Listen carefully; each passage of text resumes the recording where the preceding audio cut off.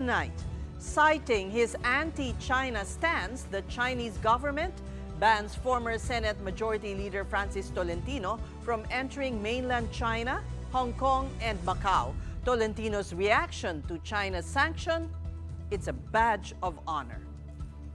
And will Subic Bay store American munitions again, with U.S. lawmakers proposing an ammunition factory and depot in the former U.S. base? Malacanang, however, downplays the plan, saying no formal offer has been made. And later on, we'll be discussing with the National Wage and Productivity Commission on how the Wage Board decided on the 50 peso wage hike for NCR workers. Any production entity which will be of benefit to the Philippines, and not only in terms of our resilience, but improving, giving employment and other technological transfers is definitely encouraged. Just a day after graduating from the Senate, former Senator Francis Tolentino has been barred by China from entering its territories over his hardline stance on the West Philippine Sea. The Chinese Foreign Ministry cited Tolentino's egregious conduct for criticizing China's incursions in the West Philippine Sea in making the decision. He is prohibited from entering the Chinese mainland, Hong Kong, and Macau. In a statement, Tolentino underscored his principled stance in defending the country's maritime rights. He says he will continue to fight for what rightfully belongs to the Philippines. Tolentino considers the prohibition as a badge of honor, concluding that he will always be proud to be Filipino. Tolentino, who lost his re-election bid for senator, authored 2 laws strengthening the country's maritime rights. That's the Philippine Maritime Zones Act, which recognizes the 2016 arbitral ruling, and the Philippine Archipelagic Sea Lanes Act, which prescribes sea lanes where vessels could traverse. The Department of Foreign Affairs acknowledges that while the decision was within China's right, it would not be helpful in improving bilateral relations between Beijing and the Philippines. Senate President pro tempore Jinggoy Estrada calls on the DFA to summon the Chinese ambassador to the Philippines to explain what he deemed as an unjust move. And joining us for his reaction is a man at the center of China's prohibition, former Senator Francis Tolentino. Good evening, Senator, and welcome to The Big Story. Good evening, Sara. Good evening to your co-anchors and viewers as well. Well, you consider it a badge of honor to be banned from China. You had no plans of visiting anyhow? No plans at all, Says. What I did, if you look at all the actions undertaken by me for the last several years and several months and several weeks would be consistent, and that is to promote Philippine national interest.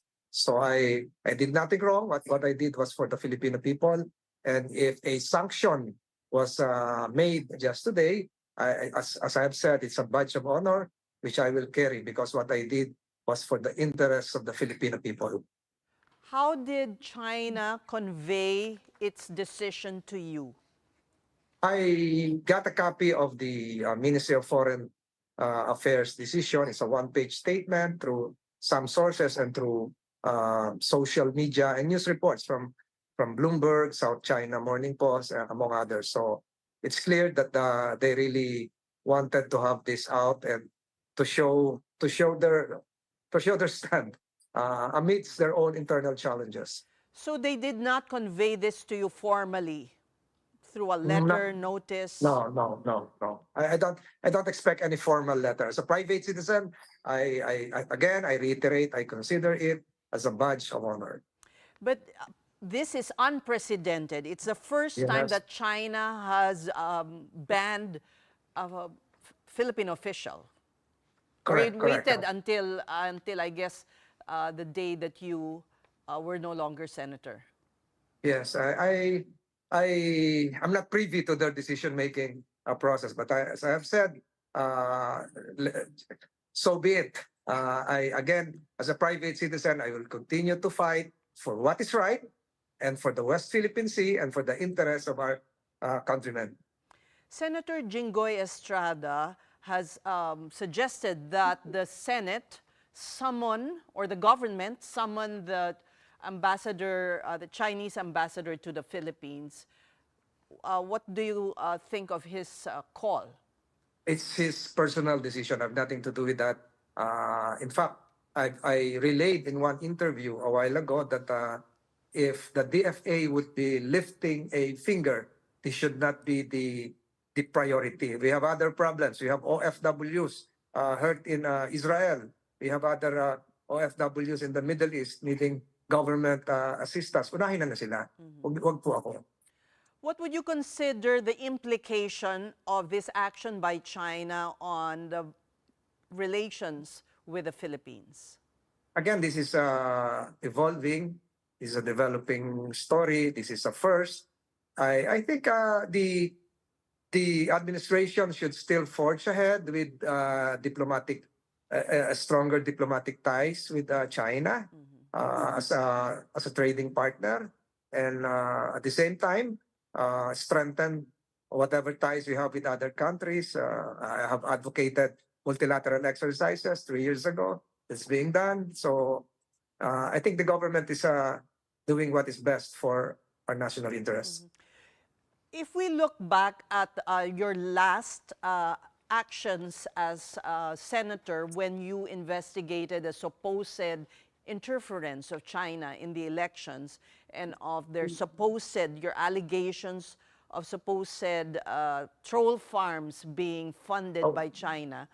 Those are not allegations. We have proof presented. So if you're trying to connect the dot, I think most of this will be for historical judgment. Some are still being investigated. So hindi na po siguro ako yan.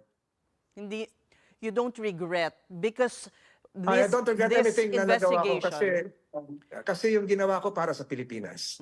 At kahit ako po ay pribadong mamamayan, private citizen, gagawin ko po ang nararapat para protektahan ang interes ng mga Pilipino.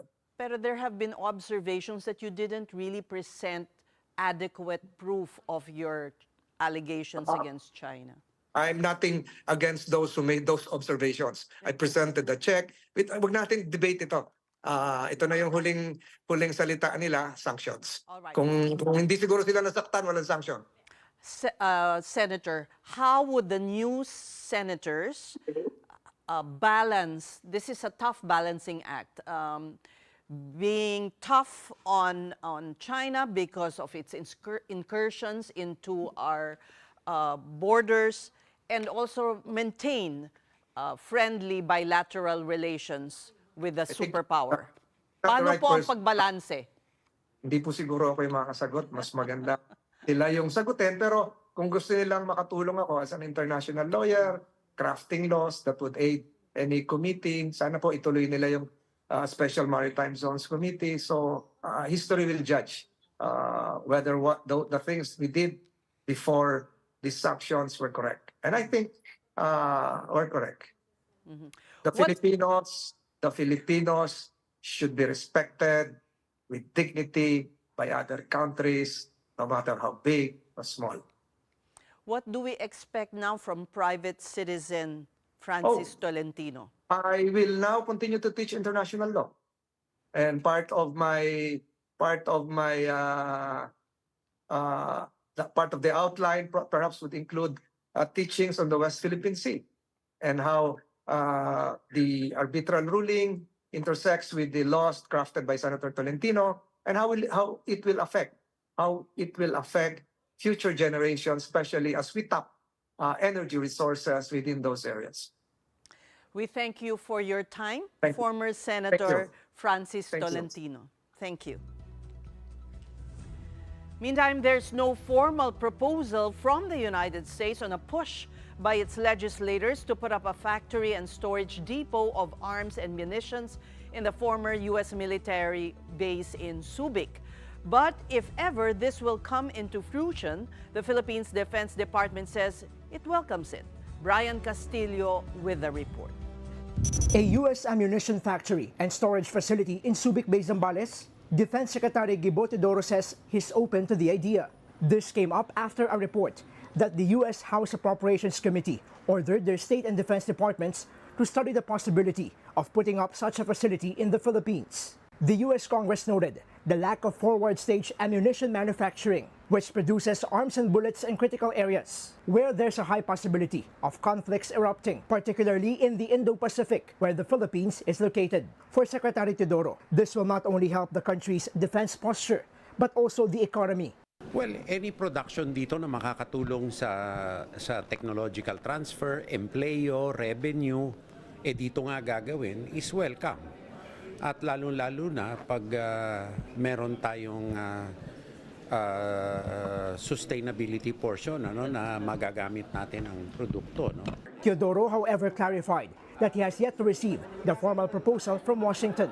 I have yet to see a formal proposal, but naturally we will consider it, and any production entity which will be of benefit to the Philippines, and not only in terms of our resilience, but improving, giving employment and other technological transfers is definitely encouraged. In the palace press briefing, Press Officer Claire Castro said President Marcos still needs to be briefed about the US's plan before making a decision. Since wala pa naman pong formal offer patungkol po dito, mas maganda po siguro bago natin hilingin ang tugon ng ating Pangulo is mas maganda mailatag sana sa kanya kung ano ang mga detalye dito. Ang Pangulo naman po ay doon lagi sa makakabuti sa ating bansa at makakabuti sa taong bayan. While the ammo factory in Subic remains a proposal, Teodoro has signed a memorandum of understanding with Lithuanian Defense Minister Dovile Šakalienė. In the said MOU, both countries agreed to cooperate in the production of ammunition, combating hybrid threats, and promotion of maritime security. We realize that we need to be together in spite of the fact that we are from different regions, because the threats and the threat actors are similar. To anticipate and to prepare to defend against and resist these threats. The Philippines and Lithuania are more than 5,000 miles apart, but this does not make their situation distant. The Philippines is in constant tension with China, while Lithuania faces the threat of aggression from Russia. For News 5, Brian Castillo, We Are One News. President Bongbong Marcos has sworn in veteran diplomat Tess Lazaro as the new Foreign Affairs Secretary. Lazaro replaces Secretary Enrique Manalo, who is set to be named as the country's permanent representative to the United Nations in New York City. Lazaro previously served as DFA Undersecretary for Bilateral Relations and ASEAN Affairs and led talks on maritime security and regional cooperation. Now the second woman to lead the DFA, she takes charge as the country gears up to chair the ASEAN in 2026 and campaigns for a UN Security Council seat. We're just going to take a quick break, but coming up with a big story. How did the wage board end up deciding that 50 pesos was a fair wage hike for workers in Metro Manila? We'll discuss that with the National Wage and Productivity Commission next. Keep it here on One News.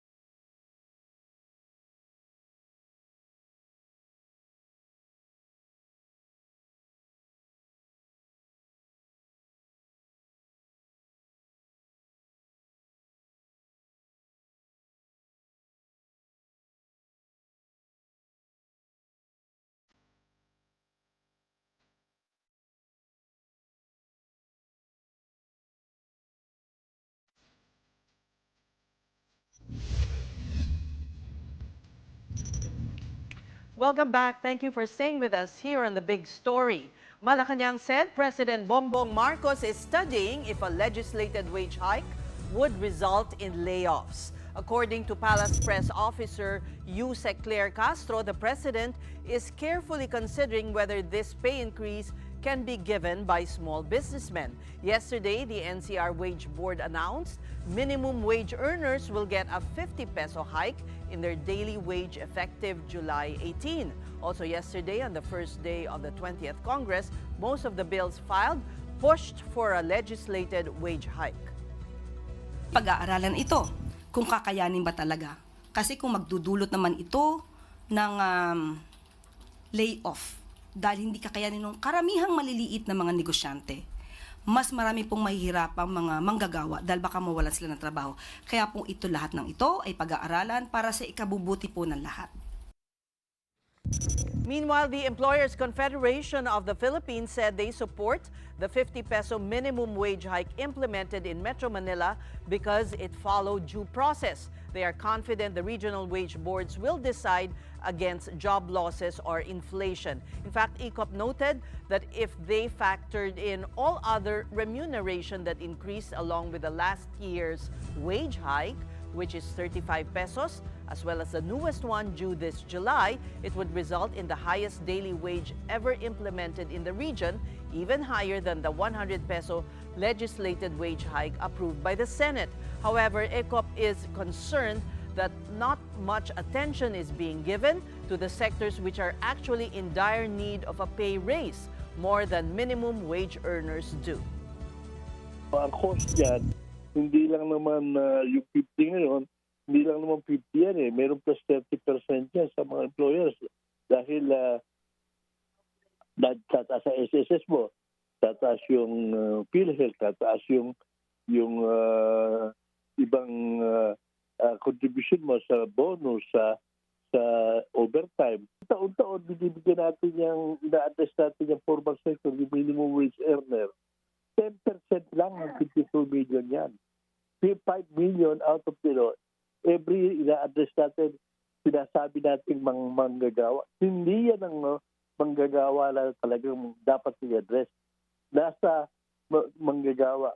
Sino ba yung ibang manggagawa na taon-taon na argabyado na hindi naman sila better position like the minimum wage earners na sila naman ay talaga mga permanenteng trabaho niyan. Marami riyan.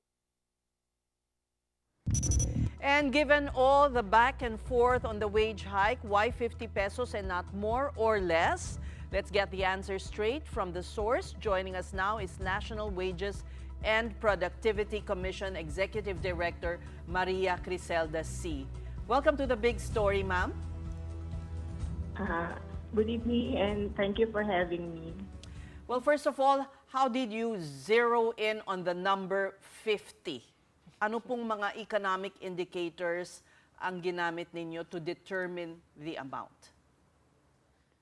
Ang ating pong Regional Tripartite Wages and Productivity Board sa NCR, which is an independent body, ang siya hong nag-desisyon tungkol dito. Alam po natin na tripartite yung composition nila and based on their analysis of the socio-economic condition in the region, they considered the increase in domestic product, which, for example, in the first quarter is at 5.4%. And also, according to the latest data from PSA, the inflation rate in NCR had eased to 1.7% last month. And also, the latest unemployment figure revealed a 5.1% unemployment rate, which points to a good macroeconomic conditions. Those are the things that primarily triggered the decision of the board to give that amount. Okay, one other macroeconomic indicator, napanood ko po yung interview ninyo kanina, no, Ma'am Criselda, ay ang GDP. Ngayon, in-adjust down na rin, no, ng ating economic managers ang ating GDP growth. Pero medyo malaki-laki pa rin yung 50 pesos compared sa mga naibigay na mga hike dati. How do you explain the interplay of that? The GDP as one of the macroeconomic indicators is just one of the factors that the board considers. There are 10 criteria for minimum wage determination process that the board consider every time they go on wage deliberation. And the formal process would actually start with the consultation with key stakeholders, including the labor and management sectors. All the inputs that they gather from those consultation meetings, together with the public hearing that they conducted last June, the inputs that they gathered from all these activities enable them to come up with a good analysis of the labor market. And every time So at this time, go ahead. Go ahead po. Yeah, at this time, since the key indicators would point to a good economic performance, that's the reason why they said that let's increase the amount of minimum wage that we give to the worker. And that is also based on the impact analysis that was done by the DepDev or the Department of Planning and Development. Yesterday, we talked to the labor sector, and of course, yung allegation is that you guys never daw consider what is good for them or yung living wage, and instead, you tend to side, or the tripartite wage board would tend to side with the employers. Ano po yung mako-comment natin dito, ma'am?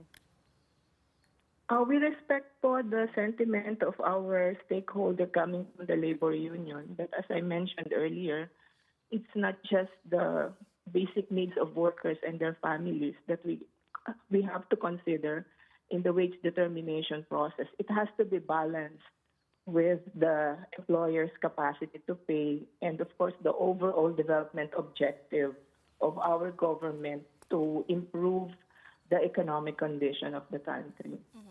Ma'am It's Criselda, a very tough process because you have to balance all these things.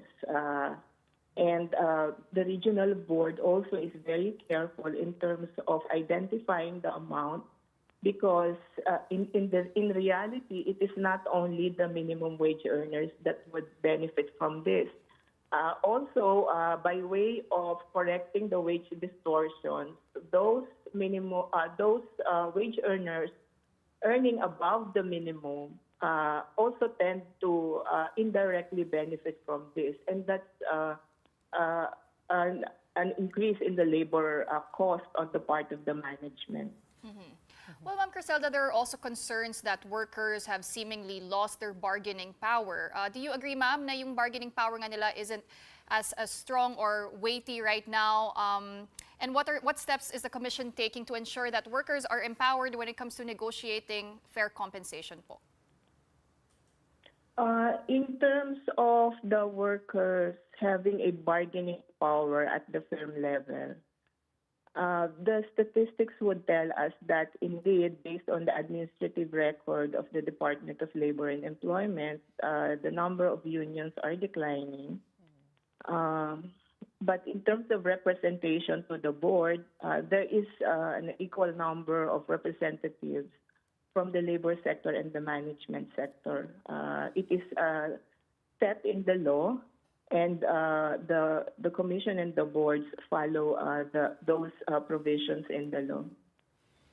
Okay, and for contractuals, ma'am, I know we always debate about minimum wage, but how would this impact those in the informal sector or in the contract, or those that are contractual or endo?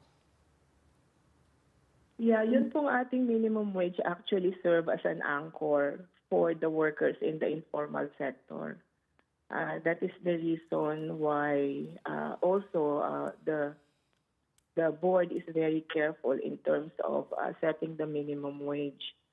And as you know, those in the informal sector are not paid the minimum wage.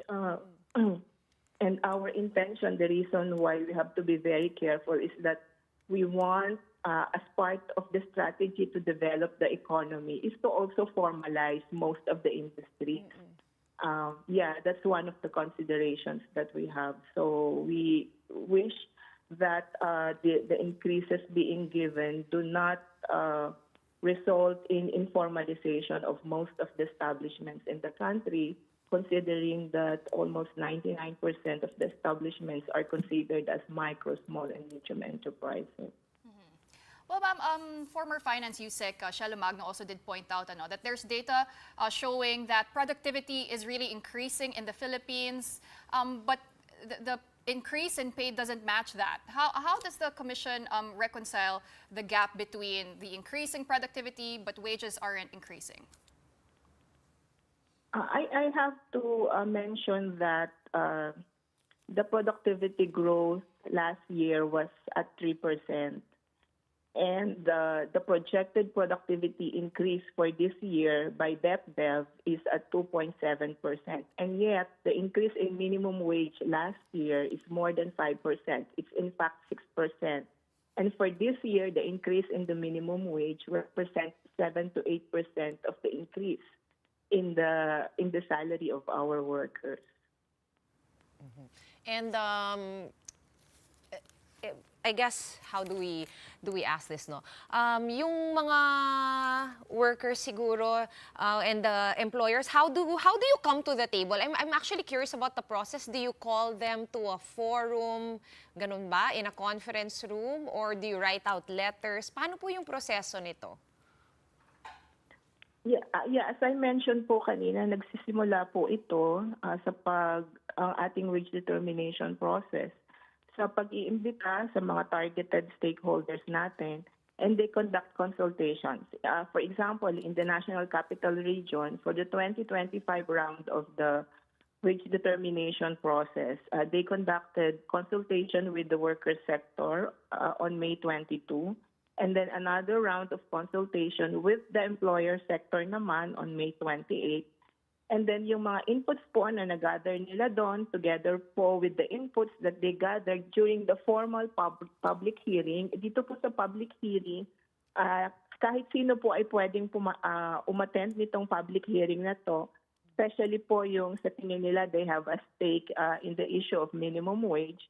They attended, in fact, more than 100 individuals or members of organizations attended the June 17 public hearing conducted by the board. Apart from the inputs that they gathered from all those activities, ang technical secretariat po ng board ay nagbibigay ng wage scenarios sa atin pong mga board members. Ang ating pong board members ay composed of 2 representatives from the management sector, 2 representatives from the labor sector, and then from the government side, we have the regional director of the Department of Labor and Employment, the DTI, and DepDev. So ito po sila, at yun pong ating mga sectoral representatives doon, yung labor and management, are appointed by the President for a period of 5 years. So sila po yung nagko-compose ng ating wage board, at sila po yung nagde-deliberate during wage deliberation kung sa tingin ho nila ay kailangan na hong mag-issue ng wage order. At kasama po nito sa pag-analyze nila ng ating mga wage scenarios at yung inputs ng mga stakeholders, ito po ang nagbibigay ng gabay sa kanila sa pagde-decide at sa kanila pong meeting during the wage deliberation. The amount of increase is not just a product of a formula. It's a product of a social dialogue. Yun po ang proseso na ating tinitignan, and the wisdom of the board, you cannot substitute the formula for the wisdom of the board. We thank you for your time and for talking to us, Executive Director Maria Criselda C. of the National Wages and Productivity Commission. We're going to pause for another quick break, but right after that, the Supreme Court issues a writ of Kalikasan on the ongoing 23 billion peso Davao-Samal Connector Bridge project. Keep it here on One News.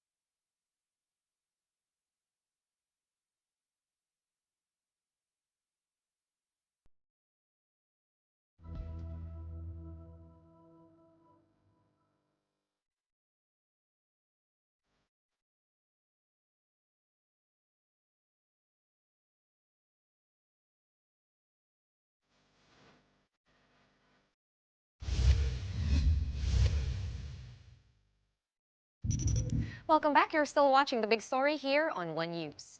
Some senators who believe the impeachment trial of Vice President Sara Duterte can cross over to the 20th Congress said the court should observe proper procedures.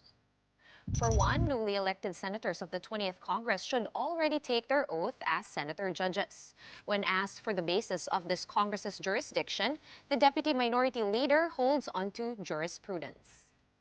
Pinangahawakan ko yung mga Supreme Court rulings na ang impeachment ay non-legislative function at yung non-legislative functions ng Senado ay hindi apektado ng legislative calendar ng Senate. For Senator Win Gatchalian, one of 5 judges who voted against remanding the articles back to the House, he said no motion to dismiss should be entertained without the prosecution and defense presenting evidence. And at this point, we talk to Senator Win Gatchalian. Good evening and welcome to The Big Story, Senator. Good evening and good evening to our viewers. Will you be joining the call of Senator Risa Ontiveros that the new senators should be taking their oaths as senator judges of the impeachment court? That's a possibility, Seth, because the new senator judges has just assumed their 20th Congress term, and they can already take their oath. However, even though we convene as the impeachment court, the prosecution has not elected their new prosecution team because the lower house has not yet convened as a body. And they have to convene during the SONA, and that's July 28th. So there is no possibility of convening as an impeachment court prior to the July, is it 28 or 27 convening of the 20th Congress? That's a possibility if the senator judges will agree to convene for the sole purpose of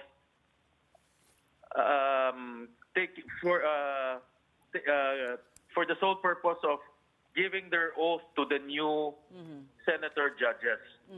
But insofar as the trial is concerned, we have to wait for the new prosecution team to be elected or to be nominated by the lower house. Because if you remember, the lower house ended the term last Monday, and they have not convened yet, and they have not yet elected their speaker. So there's no prosecution team yet under the 20th Congress. Right. So you don't see the sense of urgency that Senator Ontiveros seems to be calling for? If it's for the oath taking of the new judges, that can be. It depends on the senator judges if they will want to convene and let the new senator judges take their oath. But of course, the trial cannot pursue, so we can convene, take their oath, but there's no trial because the prosecution team has not yet been nominated. in this case, it's Senate President Chis Escudero who will have to make the call. Yes, because he's the one who will schedule the next activities of the impeachment court. But we do understand that he barely calls caucuses. Is that correct? Well, he communicates to us individually. I communicate with the Senate President on a regular basis. I ask him about different issues. So he's very open to communicating with everyone who has any suggestions or any ideas. Are you among the 13 that are supposedly looking to keep him as Senate President? Well, there are a lot of candidates vying for the Senate presidency. Everyone is, and that's natural when you cross over from another Congress to the other Congress. So we're talking to various interested senators. You haven't committed to a single one yet. I'll leave this question until we convene, sir. Okay. Actually, I caught your press con earlier today, Senator, when I wanted to ask you about the proliferation of online gambling. I know you and Senator Ontiveros are happy na natapos na yung Pogo, no? But of course, we heard PAOK say na they might go illegal, go underground, and we are kind of seeing that happening. On top of that, Yes. On top of that, the proliferation of online gambling, making it so easy, konektado na sa e-wallets. Ano po yung stance Yes. ninyo dito? Well, this morning I filed a bill to heavily regulate online gambling in our country. And I received a lot of reports that even our students and youngsters are now getting addicted to online gambling because it's so easy. You can actually be anywhere and go online to any of the online gambling platforms. If you have GCash, you can link your GCash to these online gambling platforms. So this morning I filed a bill to heavily regulate these online gambling platforms. How do you regulate though? When it's online, in the online space, sobrang hirap na kasi, Senator, no, i-regulate. So ano po yung salient provisions ng bill or your suggestions on how we can actually do this effectively?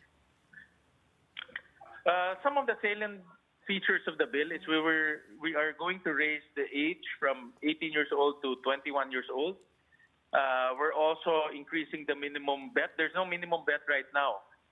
So you can bet as low as 20 pesos and already go into online gambling. So we're putting 10,000 as a minimum bet and then 5,000 as the top up. We're also prohibiting linking online gaming platforms to wallets like GCash or PayMaya because it's so easy now to transfer funds from GCash to PayMaya. And we're also going to regulate advertising. They cannot advertise around schools, around areas where there are a lot of children, around government facilities. So we're also going to regulate gambling. So these are the provisions of the bill so that we will curb addiction on online gambling, especially from the young. What about sa social media platforms? Last follow-up, no? Regulating the ads there kasi ang dami kong nakukuha everyday. Minsan, accidentally napipindot ko yung ad for online gaming sites. We didn't specify that in the bill, to be honest about it. But what we specified is they cannot advertise to minors or to those people who are prohibited from doing online gambling. We also regulated who can be the ones advertising. For example, they cannot get young people to advertise and lure young people to online gambling. So we heavily regulated advertising because we saw proliferation of advertising everywhere, near schools, near churches, and that's not good for society.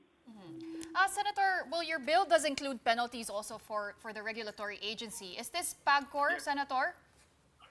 Yes, that we also included heavy penalties to regulatory agencies because we're relying on these regulatory agencies to regulate. But if they don't regulate and they're in a blind eye on these online gaming platforms, they can be disbarred from holding public office and even put in jail. And another priority legislation you discussed earlier, Senator, was the Ginhawa Act, updating the tax code. So yung mga those earning 400,000 pesos a year ay exempted na po from income tax. Talk about the rationale behind that and the feasibility as well, Senator. Yes, this is aimed towards the middle class income earners. So right now, if you are earning 250,000, you're exempted from income tax. So we're raising that to 400,000. So that's the proposal. And then if you're earning bonuses around 90,000 right now, you're exempted also from income tax. We're raising that to 150,000. That's the proposal. We're also exempting hazard pay, overtime pay, night differential pay from income tax because the whole point of giving hazard pay is because your employment is dangerous and you need hazard pay to compensate for that danger. But government is taking away 30% of that hazard pay. So we're exempting hazard pay, overtime pay, night differential pay from income tax as well. Senator, actually in just aligning it to inflation because when train was approved in 2017, these limits were not raised anymore. And as we all know, inflation went up from 2017 all the way to this time. Senator, if we may go back to your bill on online gambling rather, this is definitely going to be, there's going to be heavy lobbying against this measure. There's so much money involved. We just saw what happened to the Isabong. Sabongeros ended up being murdered, have disappeared. So, kaya nyo bang sanggain ng mga ito? Well, I'm determined to get this passed because it's eating up into our society and it's ruining the morality of our society, especially the young. The reason why we are heavily regulating it, because I also admit that completely banning it will just turn them into underground. They will just go underground and it will be more difficult for government to regulate if they go underground. So the most feasible and logical way is to regulate it, especially preventing the young from going into online gambling. And what lessons did we learn from the POGO experience where that exact same philosophy, kumbaga yun din yung in-apply to try to regulate and make money out of taxes. But as we can see, it resulted in a permanent ban already. Ano po yung mga takeaway ninyo from that experience that you can apply to this online gaming regulation bill? If I may add po, Senator, I'm just looking, how do you determine the age of the person? It's very difficult. It will require a lot of back-end investment in, identification, then we have privacy issues pa. So it's going to be quite difficult. Yes, that's the whole point. They should invest in technology to develop a very sophisticated and accurate KYC, know your client system. Hello? Yes, Yeah, go ahead. yeah, we can hear you. So they have to develop a very sophisticated know your client system. And technology now is very, it's off the shelf. For example, they can use biometrics and they can cross-check that with their national ID. And the banks are actually doing this when you open an account with them. Yes. And the banks are quite, it's very sophisticated how the banks do it. So in other words, technology is not the hindrance. The question here is investing in the right technology in order to make sure that the youth and school children are not going to these online platforms. Well, Senator, aside from the minimum age of 21, I believe there's also a minimum bet in your bill at 10,000 pesos and a minimum top-up limit of 5,000 as well. So paano po ba yun, Senator? Kumbaga 10,000 lang yung minimum na pwede nyong itaya every time? Kasi ngayon, I don't know what the number is. It Is can it be as low as 50 pesos, Kumbaga, as low as 20. para ma-filter right out na now, yung... there's no floor. Oo eh. Oo. Okay. Go ahead, Senator. Yeah, no. What I'm saying is right now there's no floor. So as low as 20 pesos, you could already bet. Yeah. And and because there's no floor, any jeepney driver, any tricycle driver, any vendor can actually make a bet on online gambling. So again, that's not very good for society. Yeah. Do you have statistics to back you up with studies that show, how widespread this has become and how it has affected financially these people who are not really earning so much wages? Well, to be honest, the only research that we have right now are from the schools. They actually sent us a petition together with their research that they have evidence that high school students are going into these online gambling platforms. So because the schools got alarmed, they sent me this research in their petition. Now, so far as adults are concerned, that's a good idea for PAGCOR actually to conduct it. PAGCOR is the regulator, and they should be promoting responsible gambling. They should be the ones also doing this research to know whether our poor constituents are getting addicted to these gambling platforms. Okay. Quick clarification. So the schools wrote to you because you are the chairman of the Committee on Education there in the Senate. Yes, correct. Okay. Correct. Well, thank you, Senator Win Gatchalian. Thanks. Right, moving on now to another topic. Can strong words make up for a lack of transparency? Well, after Vice President Sara Duterte lashed out at officials questioning her trips abroad, Malacanang responded by saying no amount of cursing or insults can hide the lack of understanding of the law and ethical standards. Here's the report. Ang kakulangan po sa kaalaman sa batas, sa ethical standards ay hindi po maikukubli sa pagmumura o pang-iinsulto. The word war between Palace Press Officer Undersecretary Claire Castro and Vice President Sara Duterte shows no signs of cooling, all sparked by questions over the latter's recent trips abroad. The palace fired back at VP Sara, who earlier called palace officials stupid for questioning the purpose of her trips to Malaysia and Australia. Castro pointed out that it was Duterte herself who said the trips were work-related. And if that's the case, Castro said, she's representing the country and the public deserves to know what exactly was accomplished. In her words, public office is a public trust.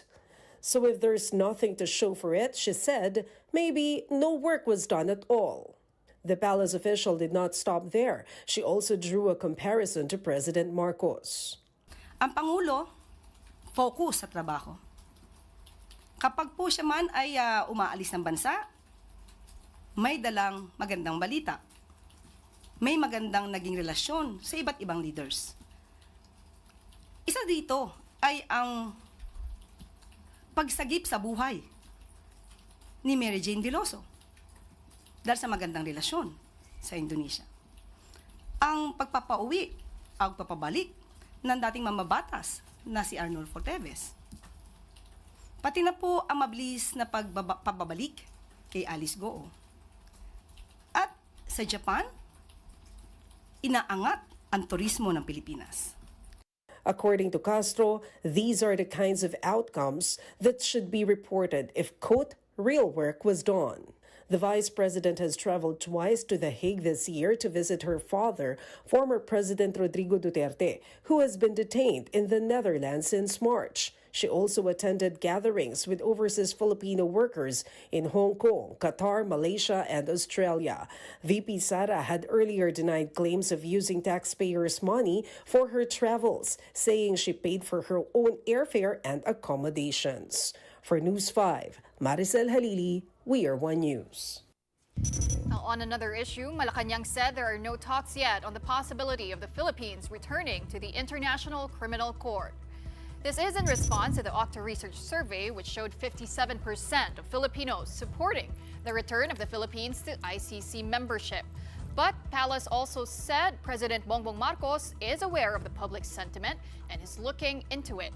Talks of the Philippines rejoining ICC resurfaced after the Department of Justice confirmed it has placed witnesses against former President Rodrigo Duterte's war on drugs under government protection. But Justice Secretary Boying Remulla has maintained it does not mean direct cooperation with the ICC. Pero yung ganito mga sentimiento po ng ating mga kababayan ay dinidinig naman po ng ating Pangulo. So tignan na lang po natin sa mga susunod na araw kung ano po ang magiging saloobin ng Pangulo sa pag-rejoin sa ICC. All right, and just before we go, here's some news from the Supreme Court, which has issued a writ of Kalikasan against the ongoing construction of the Davao City Samal Connector Bridge project. Last April, petitioners asked the High Court to issue a temporary environmental protection order to halt the construction of the 4-kilometer bridge. The petitioners cited serious and irreversible damage to the coral reefs in the Paradise Reef of Samal Island and in the Hizon Marine Protected Area of Davao City if the project continues. The bridge is expected to cut travel time from Davao City to Samal Island to just 5 minutes. The Supreme Court has referred the prayer for the temporary protection order to the Court of Appeals, Cagayan de Oro, for action. Well, this is a bit unprecedented, quite unprecedented, because the Supreme Court has issued, I'm not quite sure of my facts, but the last time I recall is just for the Manila Bay cleanup. Yes. Was, well, the first ever writ of Kalikasan issued. Actually, I mean, Do you welcome it? You've just been to Davao, yeah, I went right? there and I saw the bridge, which was progressing at a very impressive pace, Actually, I would yeah, say. quite fast. I thought it was actually done. It's but the staging news area. reports show it's like 38%, but it's quite It's there. I mean, we also saw the videos, right?